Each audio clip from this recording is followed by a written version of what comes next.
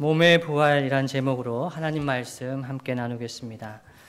제가 친하게 지내던 어떤 어르신 한 분이 당신은 매장을 원한다라고 말씀하셨습니다. 매장이란 화장을 하지 않고 그 시신은 그대로 땅에 묻는 것, 매장을 원한다고 하셨습니다. 화장을 하면 뜨거울 것 같다고 그렇게 말씀을 하셨습니다. 아니, 어르신 돌아가셨는데 무슨 뜨거워요? 그랬더니 아유, 그래도 뜨거울 것 같아. 나는 화장을 안 했으면 좋겠어 라고 하시더라고요. 그러면서 가루가 되면은 주님 오실 때 잘 부활하기 어렵지 않겠냐고 그렇게 설명을 하시더라고요. 그래서 제가 아유, 어르신, 흙으로 우리를 만드셨는데 뭐 흙이 된다고 해서 다시 만드는 게 어려우시겠어요? 그랬더니 굉장히 어려워하시면서 그래도 화장은 안 돼. 너무 뜨거워. 그러셨어요. 관심이 다 있는 거죠. 예, 주일학교 아이들도 관심이 많더라고요. 우리가 죽으면 어떤 모습이 될까 궁금한 거죠. 고린도 교회 성도들도 궁금했습니다. 그래서 바울에게 질문을 했습니다. 오늘 말씀 35절이죠. 누가 묻기를, 바울이 이 질문을 들은 거예요. 그 질문에 대해서 답을 줍니다. 죽은 자들이 어떻게 다시 살아나며 어떠한 몸으로 오느냐 이렇게 물었습니다. 당시 지중해 연안의 그리스 로마 철학자들은 몸의 부활을 믿지 않았습니다. 영혼은 불멸한다. 영혼은 영원하다. 이렇게 생각을 했습니다. 그래서 영혼은 귀하고 영혼은 가치 있는 것인데 몸은, 육체는 상대적으로 열등하고 가치가 없고 그리고 유한한 것이다. 일시적인 것이다. 이렇게 생각을 했습니다. 그래서 그리스 로마 철학의 근거에서 볼 때 몸은 그렇게 중요한 게 아닌 거예요. 그래서 이 몸을 가지고 어떻게 살아가야 하는가에 대해서 두 가지 상반된 견해가 있었습니다. 에피큐로스 학파라고 알려져 있는 그런 쾌락주의자들은 몸은 유한한 것이고 없어질 것이기 때문에 이 몸을 가지고 쾌락을 위해서 사용하는 것이 지혜롭다고 생각을 했습니다. 또 반대로 그렇지 않은 사람들은 이 몸이 영혼을 거스른다는 거예요. 영혼을 수련을 하고 영혼이 더 맑게 이렇게 되어야 되는데 이 육체가, 몸이 죄를 짓게 한다고 생각한 거죠. 그래서 이 육체를 그 고행을 한다고 하나요? 그렇게 수련을 하면서 육체를 억압하고 억제하는 그러한 사람들이 동시에 있었습니다. 이 영혼의 불멸, 그러면서 육체의 유한함을 믿는 사람들의 상반된 견해죠. 이 시대에도 별반 다르지가 않습니다. 우리가 몸으로 부활할까요? 우리가 죽은 후에는 어떻게 부활할까요? 사도 바울은 우리가 몸으로 부활한다고 이야기를 하면서 고린도전서의 25장의 많은 부분을 부활에 관해서 설명하고 있습니다. 고린도 교회에는 많은 문제가 있었습니다. 서로 분파가 있었습니다. 나는 바울파고 베드로파고 그리스도파고 이렇게 분파도 있었고요. 성적인 문제도 있었고 교회의 분열, 특히 예배의 은사 때문에 여러 문제가 있었습니다. 그러나 이 고린도 교회의 고린도전서 말씀을 마무리하면서 사도 바울은 이 부활에 관한 믿음, 부활에 관한 생각이 정말 중요한 것을 강조해서 설명을 하고 있습니다. 오늘 읽은 본문의 내용은 우리가 몸으로 부활하게 되는데 신령한 몸으로, 지금 이 시대를, 이 현재를 살아가고 있는 우리 육체가 아니라 신령한 몸으로 변화될 것인데, 그런데 이 신령한 몸은, 부활 이후의 몸은 연속성과 불연속성이 있다는 내용입니다. 연속성은, 여러분 씨앗이 있잖아요. 미래씨, 쌀의씨. 이게 쌀이 심기면 이게 벼가 되어 자라지 않습니까? 물론 쌀나무라고 하시는 분도 있겠지만요. 이게 자라납니다. 그러면 이 쌀하고 이 벼하고는 연속성이 있지요. 왜냐하면 이 쌀에서 나온 거잖아요. 그 생명이 이어지는 거잖아요. 그런데 형체는 다르죠. 다릅니다. 그래서 한 본질인데, 한 생명인데 그 씨앗과 그 씨앗에서 나온 식물이 다른 것처럼 부활할 때 연속성이 있지만 불연속성이 있다. 그래서 49절 말씀에 보면 우리가 흙에 속한 자의 형상을 입은 것 같이 또한 하늘에 속한 이의 형상을 입으리라 말씀하고 있습니다. 하나님께서 영화롭고 신령한 몸으로 우리를 변화시켜 주실 것이라는 말씀이지요. 부활한 후에도 우리는 하늘에 속한 몸과 형상을 가지게 될 것이라는 것입니다. 그러면 여러분, 이것을 어떻게 믿을 수가 있을까요? 목사님, 죽어보셨어요? 이렇게 하는 마음이 들 수도 있습니다. 이 말씀을 우리가 어떻게 믿을 수 있을까요? 이것을 증명해 주신 분이 우리 주 예수 그리스도이십니다. 예수님께서 죽으시고 부활하셔서 잠자는 자들의 첫 열매가 되셨다고 말씀합니다. 고린도전서 15장 20절 말씀 이렇게 증거합니다. 그러나 이제 그리스도께서 죽은 자 가운데서 다시 살아나사 잠자는 자들의 첫 열매가 되셨도다. 아멘. 잠자는 자는 죽는 자라는 그 표현입니다. 죽은 사람들이, 잠자는 자들이 부활할 텐데 그 첫 열매, 처음 부활하신 분이 우리 예수님이시라는 거예요. 그래서 우리는 예수님의 부활을 보면서 우리도 그렇게 부활할 것이라고 믿게 되는 것이지요. 예수님 부활하신 것을 어떻게 알 수 있나요? 성경은 많은 곳에서 예수님의 부활을 증거합니다. 사도행전 1장 3절에 이렇게 말씀합니다. 그가 고난받으신 후에 또한 그들에게 확실한 많은 증거로 친히 살아계심을 나타내사 40일 동안 그들에게 보이시며 하나님 나라의 일을 말씀하시니라. 아멘. 예수님은 고난당하시고 부활하신 후에 그냥 영혼으로 멀리 계셨던 것이 아니라 예수님은 그 제자들에게, 뒤에 읽어드리겠습니다마는 500여 명의 형제에게 분명히 예수님께서 몸으로 부활하셨다는 것을 확실한 많은 증거로 보여주셨습니다. 그래서 그 제자들은, 그때의 초대교회 성도들은 예수님 부활하신 것을 보고 경험한 것이죠. 예를 들어서 도마에게, 제자 도마에게는 나타나셔서 부활하신 몸의 손과 옆구리를 보여주셨습니다. 요한복음 20장 27절 말씀입니다. 도마에게 이르시되 내 손가락을 이리 내밀어 내 손을 보고 내 손을 내밀어 내 옆구리에 넣어보라. 그리하여 믿음 없는 자가 되지 말고 믿는 자가 되라 말씀하셨습니다. 가장 의심 많은 제자 도마에게 예수님은 그 도마가 믿음의 사람이 되기를 바라셔서, 예수님 부활하신 것을 믿는 사람이 되기를 바라셔서 친히 나타나셔서 내 손을 만져보고 내 옆구리를 만져보라. 그래서 친히 믿는 사람이 되라고 말씀해 주셨습니다. 다른 제자들에게는요, 제자들에게 아침밥도 차려주시고 예수님 부활하신 것을 보여주셨던 적이 있습니다. 요한복음 21장 12절 말씀입니다. 예수께서 이르시되 와서 조반을 먹으라 하시니 제자들이 주님이신 줄 아는 고로 당신이 누구냐 감히 묻는 자가 없더라 말씀했습니다. 이것이 부활의 연속성이죠. 그러니까 예수님은 부활하셔서 시간과 공간을 초월하시는 그런 능력이 있으시지만, 그러나 예수님의 모습을 보면서 그 제자들이 예수님인지 알았다는 거죠. 우리 성도님들 중에 그런 고민이 있으신 분들이 있으시다는 걸 제가 들었어요. 부활한 후에, 죽음 이후에 나를 알아볼 수 있을까? 저한테 묻는 분이 있었습니다. 목사님, 저를 알아보실 수 있으시겠어요? 예. 저는 성경의 근거에서 말씀드릴 수가 있습니다. 예수님 죽으시고 부활하셔서 그 제자들에게 나타나셨을 때 처음에는 몰라봤어요. 막달라 마리아가 예수님이신 줄 몰랐어요. 성전 동산직인 줄 알았어요. 영화로운 몸이기 때문에. 그리고 예수님은 죽으셨는데 살아나실 리가 없다고 생각한 거죠. 믿음이 없어서도 그렇고 그 영화로운 몸 때문에 잠시간 몰라봤지만, 그러나 이내 그분이 예수님이신 것을 알아볼 수가 있었습니다. 부활한 몸에는 연속성이 있습니다.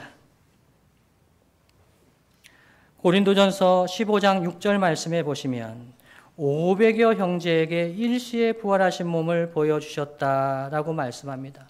예수님이 얼마나 이 제자들이 믿음의 사람들이 되기를 원하셨는지, 그리고 그들의 숫자까지도 이야기하고 있죠.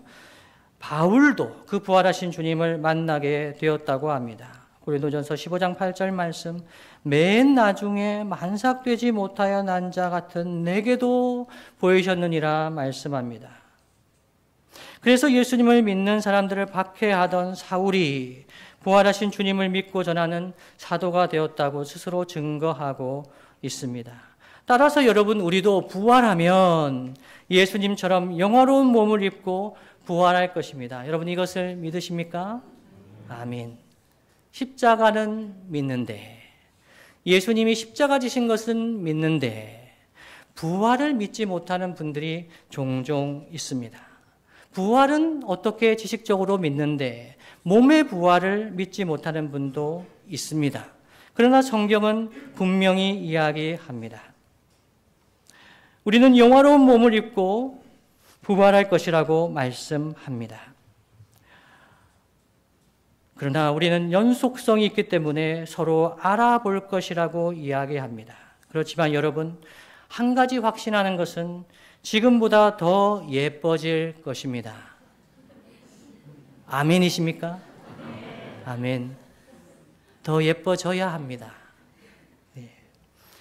그리고 더 똑똑해지실 것입니다. 아멘이십니까? 예. 에덴 동산에서의 아담이 똑똑했을까요? 안 똑똑했을까요? 어떤 이들은 그렇게 생각합니다. 아담이 좀 이런 모질이가 없다고. 그렇게 선악과 먹지 말라고 했는데 그거를 따먹다니 이 아담이 뭔가 많이 부족해서 그렇지 않았겠느냐 생각할 수 있습니다. 그러나 아담은 동물과 식물이 이름을 지어줬어요. 저는요, 이름 못 지어요. 삼형제 이름 짓는 것도 엄청 힘들었어요.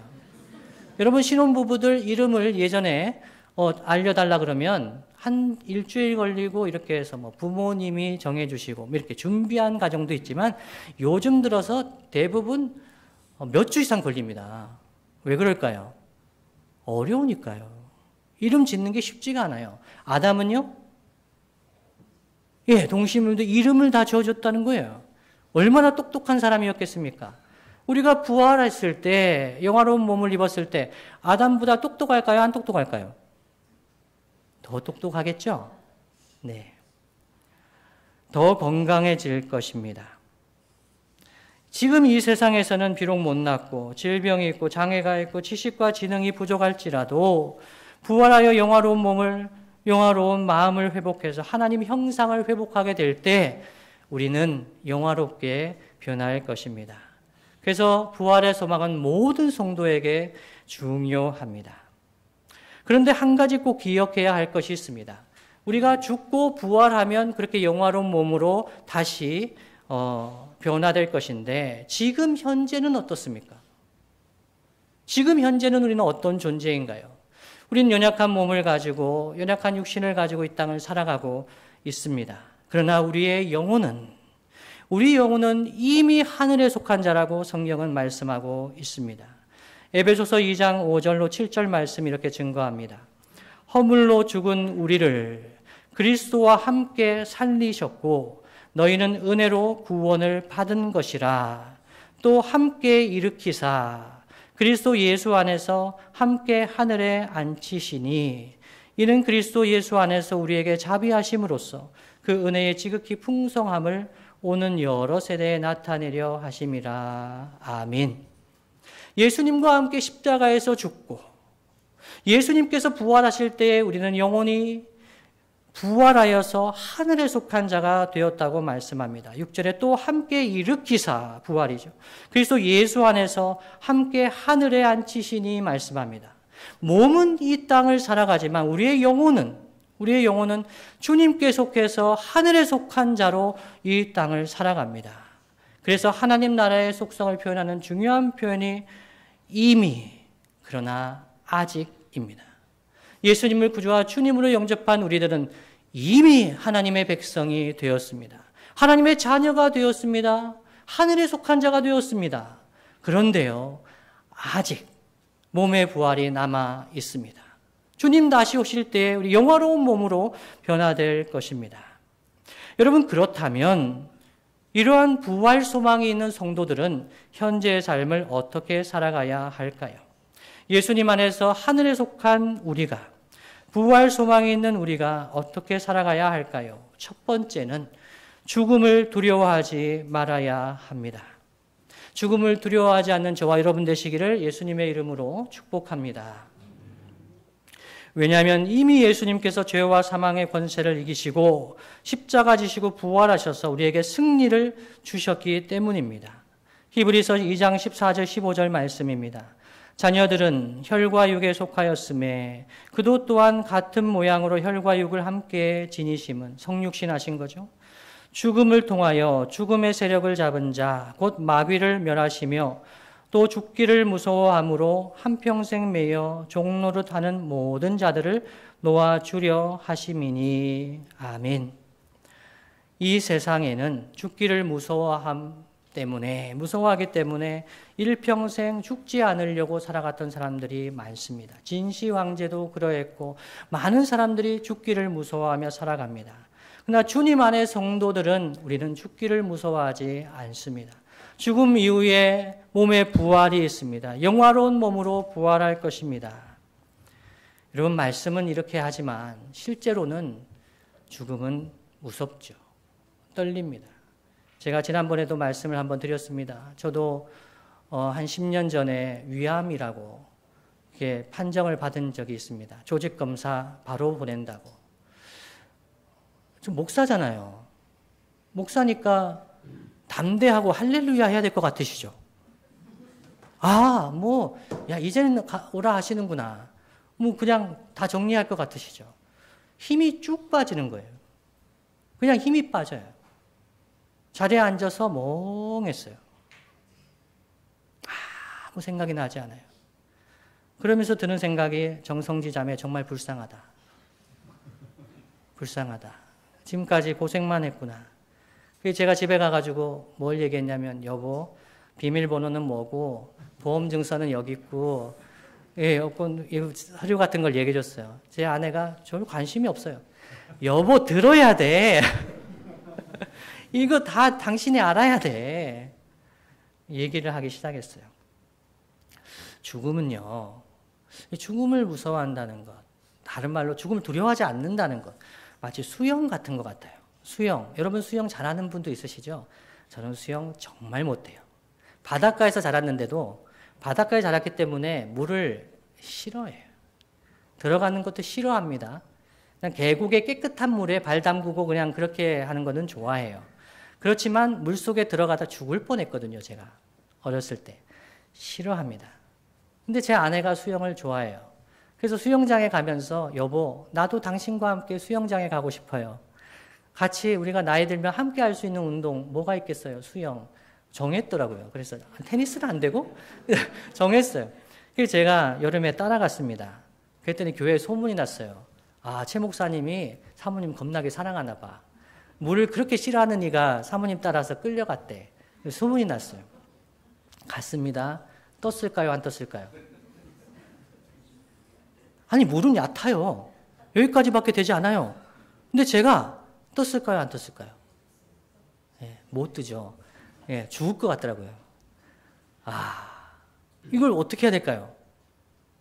수영 잘 하시는 분들 아시죠? 힘을 빼야 되는, 어떻게 다 아시네요. 이론은 아시죠?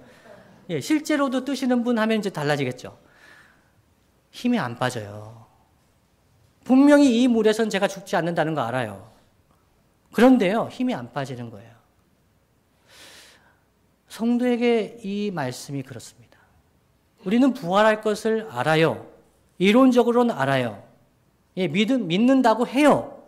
근데 실제로 아프면요, 두려운 거예요. 힘을 빼야 된다 그래요. 힘이 더 생겨요. 악착같이 붙들어요. 우리의 현실이죠. 우리 주님은 우리의 연약함을 아시죠? 우리 연약함을 아세요. 조금씩 힘을 빼게 하시는 거예요. 살아가면서. 너는 소망이 있어. 부활의 소망이 있어.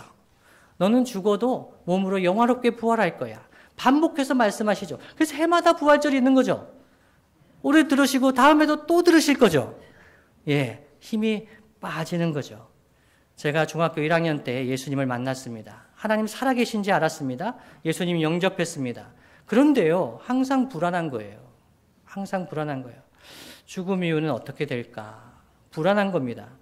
그래서 교회도 가는데 좀 불쌍해 보이는 거예요. 내가 매주 이렇게 교회 가는 것도 불쌍하고, 술, 담배도 마음껏 못하는 것도 불쌍하고. 제가 욕을 잘했거든요. 그 당시까지. 그래서 인기가 많았어요.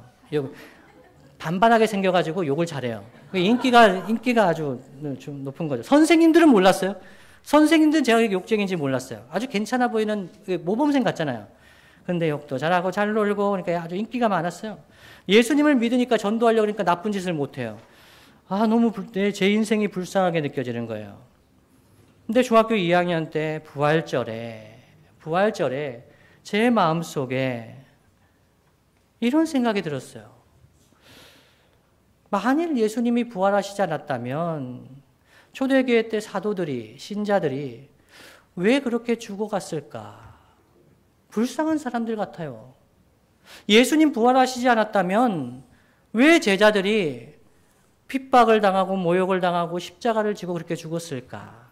100번 양보해서 죽었다고 해도 그들은 예수님 부활하신 거 어떻게 보면 종교적인 경험을 했든지 그렇게 해서 믿었을지 모르겠는데 그의 자녀들 그리고 그의 자녀의 자녀들 300년이 되도록 어떻게 그 믿음을 지킬 수 있었을까?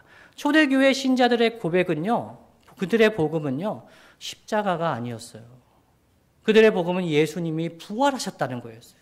십자가 지신 주님이 부활하셨다는 게 복음이었어요. 근데 그것을 전하면서 300여 년 동안 로마가 그것을 국교로 공인하기까지 어떻게 그들은 핍박을 견디면서 그 고난을 견디면서 어떻게 살 수 있었을까? 미쳐도 그 세대만 미칠 수 있잖아요. 어떻게 그렇게 그 기독교가 그렇게 흥왕할 수 있었을까? 그 성도들을 보면서 저는 그때 부활의 믿음을 가지게 되었습니다. 어떤 믿음이었나요? 그들은 정말 죽음을 두려워하지 않았구나. 그 제자들은, 그 사도들은 죽음을 두려워하지 않았구나. 그래서 십자가를 질 수 있었고, 그래서 죽을 수가 있었고, 그래서 돌을 맞으면서도, 스데반이 돌을 맞으면서도 부활하신 주님을 바라보면서 영광스러운 죽음이라고 생각할 수 있었겠구나. 고린도전서 15장 19절 말씀 이렇게 증거합니다. 만일 그리스도 안에서 우리가 바라는 것이 다만 이 세상의 삶뿐이면 모든 사람 가운데 우리가 더욱 불쌍한 자이리라 말씀합니다. 사도 바울과 초대교회 신앙의 선배들은 정말 이 세상의 삶뿐이라고 생각하면 정말 불쌍한 삶을 살았습니다. 그러나 그들은 몸의 부활을 소망했고 확신했고 부활의 주님이 그들과 함께 계셨고 그래서 그들은 죽음을 두려워하지 아니하고 주의 사명을 감당할 수가 있었던 것입니다. 이것이 첫 번째입니다. 죽음을 두려워하지 말아야 합니다. 둘째는요, 항상 주의 일에 힘써야 합니다. 왜냐하면 주의 일을 위해서 수고하는 것은 헛되지 않기 때문입니다. 고린도전서 15장 57절 58절 말씀 이렇게 증거합니다. 우리 주 예수 그리스도로 말미암아 우리에게 승리를 주시는 하나님께 감사하노니 그러므로 내 사랑하는 형제들아 견실하며 흔들리지 말고 항상 주의 일에 더욱 힘쓰는 자들이 되라. 이는 너희 수고가 주 안에서 헛되지 않은 줄 알미라. 아멘. 여러분, 세상에는 헛된 일들이 많습니다. 세상에서는 뭔가 될 것 같고 될 것 같지만 헛된 일들이 많습니다. 그러나 헛되지 않은 일이 있다고 말씀합니다. 그것은 주를 위하여 주 안에서 수고하는 것은 헛되지 않다고 말씀합니다. 주 안에서 주를 위하여 수고하는 것 어떤 일이 있을까요? 다른 모든 것보다도 사랑하는 것, 서로 사랑하는 것, 이것은 헛되지 않습니다. 사랑하는 것은 헛되지 않습니다. 자녀를 위해서, 남편을 위해, 아내를 위해서, 주님의 이름으로 이웃을 위해서, 모욕을 당하더라도 욕을 먹더라도 사랑한 것은 헛되지 않습니다. 더욱 주님 안에서 사랑한 것은 헛되지 않습니다. 우리의 인생은 사랑하며 살아도 부족한 인생입니다. 사랑하면서 살아도 우리가 몇십 년을 살겠습니까, 여러분? 우리가 100년을 살겠습니까? 70년, 80년을 살겠습니까? 남은 인생 사랑하며 살아도 부족한데 우리는 시기하며 미워하며 질투하면서 이렇게 살아서 되겠습니까? 구체적으로 말씀드린다면 마태복음 28장 18절로 20절 말씀은 우리에게 이렇게 말씀합니다. 부활하신 주님이 그 제자들을 모아놓고 이렇게 말씀하시죠. 예수께서 나와 말씀하여 이르시되 하늘과 땅의 모든 권세를 내게 주셨으니 그러므로 너희는 가서 모든 민족을 제자로 삼아 아버지와 아들과 성령의 이름으로 세례를 베풀고 내가 너희에게 분부한 모든 것을 가르쳐 지키게 하라. 볼지어다 내가 세상 끝날까지 너희와 항상 함께 있으리라 하시니라. 아멘. 부활하신 주님은 우리에게 가서 제자 삼으라고 말씀하고 있습니다. 세상에 헛된 일들, 험한 일들 많지만 우리가 예수님을 만나게 복음을 전하는 그 영혼, 천국에서 만날 하나님의 사람을 이 땅에 남기는 것 복되고 귀한 일입니다. 예전에 제가 존경하던 권사님 한 분이 계셨습니다. 그분이 암에 걸리셨습니다. 온 교회가 많이 힘들었었습니다. 그 권사님 서울의 신촌 세브란스 병원에 계실 때 제가 병문안을 갔습니다. 갔는데 권사님이 계시지 않는 거예요. 이 권사님이 누워 계셔야 되는데 안 계시는 겁니다. 기다렸더니 권사님이 옆방에서 오신 거예요. 권사님 어디 가셨어요? 그랬더니 그 권사님이 옆에 있는 한 분이 있는데 그분이 예수님을 모른다는 거예요. 그분이 예수님을 몰라서 복음을 전하고 있다는 거예요. 목사님도 기도해 주세요. 그러는 거예요. 아니 권사님 지금 치료 잘 받으셔야 되죠. 그랬더니 권사님이 그러시는 거예요. 목사님 죄송해요. 목회하는데 힘드실 텐데 저까지 이렇게 힘들게 해드려서 죄송해요. 너무나 부끄러웠습니다. 권사님은 그렇게 몸이 편찮으신데도 교회를 걱정하시고 그렇게 몸이 편찮으신데도 끝까지 주변에 있는 사람에게 복음을 전하며 사셨습니다. 말씀을 마무리하겠습니다. 주님이 사랑하시는 성도 여러분, 십자가를 복음으로 만든 것이 무엇입니까? 십자가는 저주와 사형, 형벌의 틀입니다. 그런데 이 십자가를 복음으로 만든 것은 예수님의 부활이었습니다. 예수님이 부활하셨기 때문에 사망 권세에 이기시고 승리하셨기 때문에 십자가가 우리에게 복음이 됩니다. 여러분 십자가를 믿으십니까? 십자가에 달리신 주님이 저와 여러분의 죄와 저주와 형벌을 다 담당하시고 십자가 지신 것을 믿으십니까? 그러면 부활을 믿으십니까? 예수님 부활하셔서 그 십자가에서 내가 예수님과 함께 죽고 예수님 부활하여서 내가 예수님과 함께 살아난 것을 믿으십니까? 이 믿음으로 살아가는 자 영생의 소망이 있습니다. 요한복음 11장 25절 26절 말씀 예수께서 이르시되 나는 부활이요 생명이니 나를 믿는 자는 죽어도 살겠고 무릇 살아서 나를 믿는 자는 영원히 죽지 아니하리니 이것을 내가 믿느냐. 아멘. 그러면 부활하신 주님은 성령으로 우리와 항상 임마누엘 함께 하십니다. 그리고 그 주님을 다시 만날 소망이 있습니다. 여러분, 주님을 다시 만날 때 주님을 알아보실 수가 있으실까요? 2000년 전에 이 땅에 계시다가 죽으신 분입니다. 예수님을 여러분이 알아보실 수가 있으실까요? 예수님의 손의 못자국과 그 허리의 창자국을 보며 우리는 예수님을 알아볼 수가 있을 것입니다. 주님을 여러분 다시 만나 뵙게 될 때 주님은 우리에게 뭐라 하실까요? 계시록 말씀은 주님이 우리의 눈에 눈물을 닦아주실 것이라고 말씀하십니다. 부활하신 주님도 우리가 고난당하고 고통당할 때 우리의 눈물을 닦아주십니다. 그러면 우리는 영화로운 몸으로 부활할 때까지 어떻게 살아야 할까요? 서로 힘써 사랑하며 살아야 하겠습니다. 우리는 몸으로 부활하여 먼저 간 성도들을 만날 때까지 먼저 간 성도들을 우리가 알아볼 수가 있겠습니까? 예, 알아볼 수 있을 것입니다. 부활 영화로운 몸으로 변화했는 그들을 알아볼 수 있을 것입니다. 여러분, 가끔 우리가 오랜만에 만나는 사람들과 이렇게 인사하죠? 하나도 안 늙었네. 아유, 그대로야. 어떻게 20년이 지났는데 그대로야. 거짓말이죠. 위로의 말이죠. 위로의 말이잖아요. 그러나 우리는 부활하여 주님을 만나고 사랑하는 성도들 만날 때 우리는 이렇게 이야기할 겁니다. 너무 예쁘다, 너무 예쁘다. 너무 예쁘다. 너무 영화롭다. 너무 빛난다. 기뻐하며 감격하며 다시 만나게 될 것입니다. 사랑하는 주님과 먼저 간 사랑하는 성도들 다시 만날 때까지 서로 사랑하며 살아가는 저와 여러분 되시기를 예수님의 이름으로 축복합니다.